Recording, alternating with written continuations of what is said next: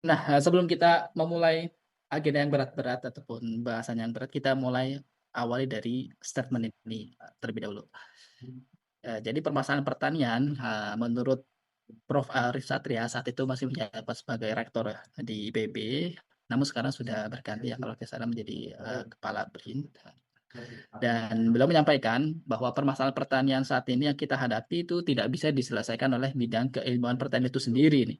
Nah, dia butuh dukungan dan bantuan keilmuan lain seperti matematik, statistik, ilmu komputer, data science, sampai dengan robotik.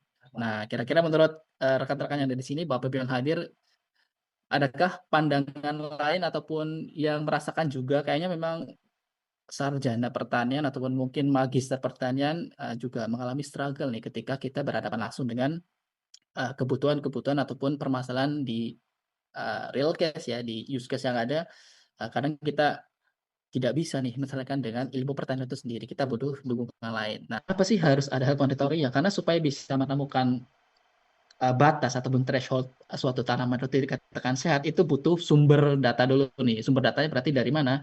Dari orang-orang tadi, mungkin bidang tanaman ya. Kemudian setelah mendapatkan threshold-nya, butuh time series nih.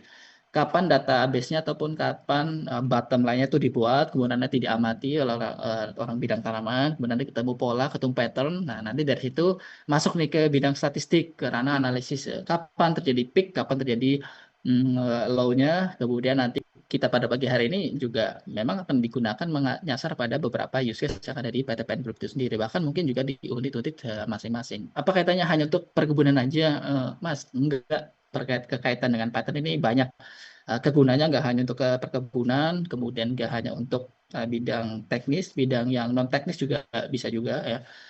Kita bisa menggunakan untuk memonitoring bagaimana, tingkat retensi ataupun bagaimana, sekarang ada sentimen analisis ya, bagaimana kita mendapatkan suatu sentimen, apakah ini mayoritas sentimennya negatif, positif, itu bisa banget. Kemudian ada klasifikasi, bahkan permodelan ya, yang saat ini juga sudah ramai diperbincangkan, atau istilahnya teman-teman rekan-rekan mengetahui ada istilah algoritma.